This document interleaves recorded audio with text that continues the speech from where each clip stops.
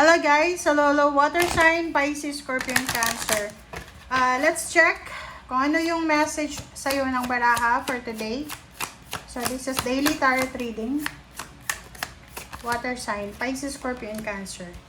See what you mean. Okay, number 18, number 9. Sinasabi ng baraha sa'yo dito, water sign, Pisces, Scorpion, Cancer, na sa araw na ito, sabihin mo daw kung ano yung mga bagay-bagay na gusto mong sabihin. Stop sugarcoating. Okay? So, kung may mga gusto kang sabihin, sabihin mo. Okay? Ilabas mo yan. Okay? So, wag mong hintayin na sumabog yung puso mo dahil sa marami kang kinikim-kim na gustong sabihin. Okay? So, say what you mean. Okay? This is the message for you today. Okay, ano pa ba? Let's check kung ano yung message sa'yo na yung mga spiritual helpers and guys for today.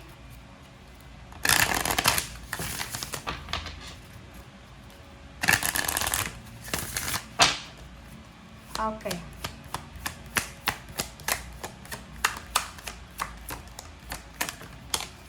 Alright, so first card natin from the second deck is Magical Blessings. Okay, wow. So yung Magical Blessings na to, sinasabi ng baraha na whatever you're going through, you're being assisted by Magical Fairy Blessings. And the fairies, they're there para i-bless ka. Okay? So yun.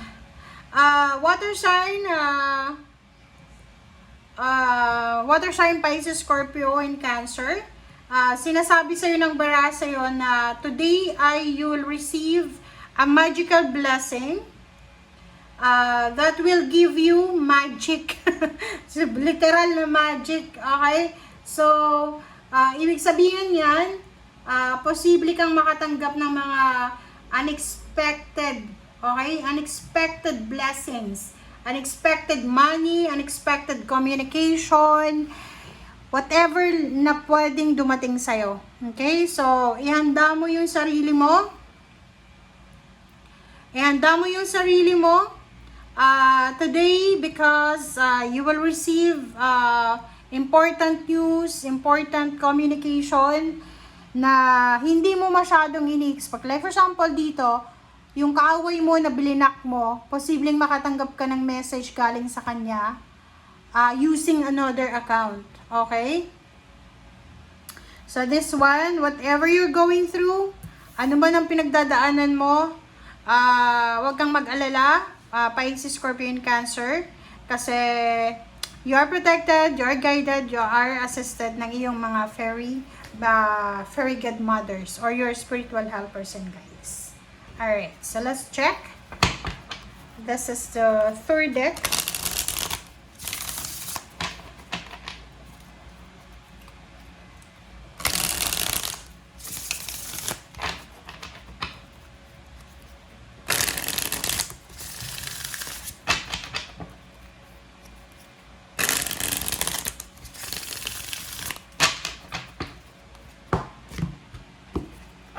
Alright. First card natin is Justice. Second is High Priestess. Page of Cups. Page of Wheels. And then the Lovers. Sa ilalim mo dito is Seven of Swords. And then Hierophant. Nakikita mo ba to? Okay, sa ilalim kasi siya. Check mo. Dalawa yung Magician mo kasi this one is Magician also. But, kung makikita mo dito sa ilalim siya, tingnan mo yung message. Ang message dito, you have so much blessings Unexpected and expected blessings coming. Or maybe you have already. So, meron ka nang ini-enjoy na blessing. You're super blessed. You're super protected and guided. And there's someone here. You need to be careful, ha? There's someone here na parang spy, stalker. Sabihin na natin stalker. mayroong dito na isang tao, is either Gemini, Libra, or Aquarius, or pwedeng first sign Leo, Aries, Sagittarius, Virgo, Capricorn, or Taurus. Kung ano man na zodiac sign sila, they're spying you. Okay? Sa araw na ito, meron dito na gustong humingi ng tulong sa'yo. And parang chine-check nila kung ano yung environment mo. Parang chine-check nila kung pwede kaya ako makasend ng message kay Pisces, Scorpio, and Cancer kasi kailangan ko eh. Parang ganon. Pwede kaya ako makautang, pwede kaya ako humingi ng pabor. Kasi ganito ganyan. So there's someone here na ini-spy ka. Okay? Ini-stalk ka eh. Sa mga social media accounts mo, lalo na kung naka-public ka, pero kung naka-private ka, wala silang makukuha na information galing sa'yo. Sinasabi ng bara sa'yo dito na mag-iingat ka.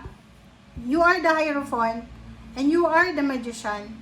You need to be careful, Pisces, Scorpio, and Cancer. You need to be careful doon sa mga masyadong generous na water sign. Kasi etong taong ito na posibleng humingi ng tulong sa'yo, ay medyo tuso siya.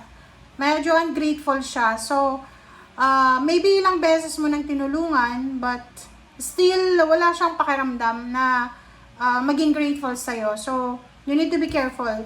As much as possible, ignore. Kung may message ka na matanggap, ignore. Okay? Kasi yung taong yan, siya na nga yung hihingi ng pabor sa'yo, siya pa yung medyo ma-pride, or siya pa yung medyo masama ang ugali. So, you need to be careful. Okay, Justice, High Priestess, and Page of Cups. So, nakikita natin yung good karma coming para sa'yo, Pisces, Scorpio, and Cancer. There's a contract signing, papers, documents, karma, karmic justice, karmic balance coming para sa'yo. There's a hidden blessings na, like for example ngayon, may mga blessings ka na, may mga nakatago pa. So, there's an incoming hidden blessings papunta sa'yo. And, nakikita ko sa'yo dito na maraming tao yung maghahanap sa'yo. They're looking for you. They're searching you online. Like for example, hinahanap nila yung pangalan mo, Pisces, Scorpio, and Cancer sa internet. Kasi, alam nila na generous ka, alam nila na pwede kang malapitan. So, they're looking for you because they need help. Dito din, sinasabi ng barahan na congratulations sa'yo, Pisces, Scorpio, and Cancer. If you are married sa first sign Leo, Aries, Sagittarius, yung person mo, yung asawa mo, or yung boyfriend, girlfriend mo, ay posibleng siya ay magkakaroon ng sobra-sobrang pera.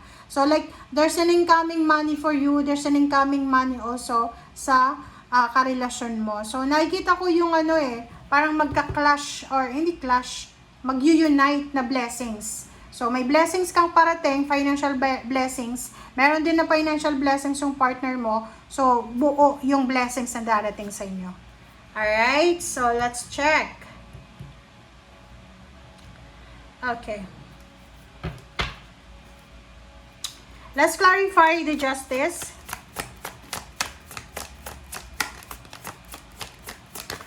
Okay, justice. Wow. So, sinasabi ng bara sa'yo dito na kung ano man itong kontrata, kung ano man itong papeles, kung ano man itong good karma na darating sa'yo, napaka-exciting ng balitang ito or ng blessings na to.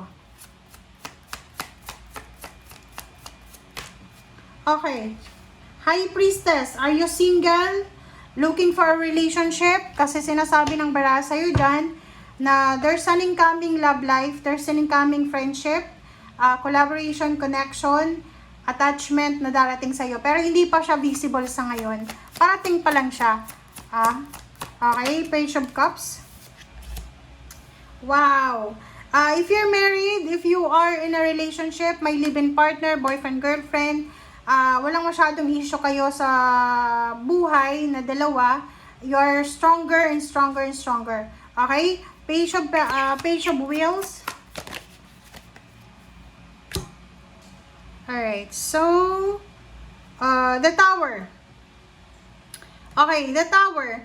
So, kung makikita mo dito sa the Tower, sinasabi ng bara sa'yo dito na you need to be careful sa pag-handle mo ng finances.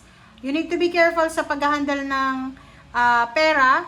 At because posibleng yun nga, ma-scam ka. So today, pagkagising mo pa lang sa umaga, kung may makita ka na message from someone na gustong humingi ng tulong sa'yo, be careful, okay? Kasi pwedeng hindi ka na yan bayaran, or posibleng i-scam ka ng taong yan. So you need to be careful.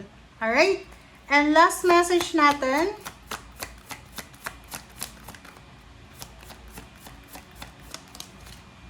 is, wow, Empress. So, yung Empress card dito, sinasabi ng Barasa yon na,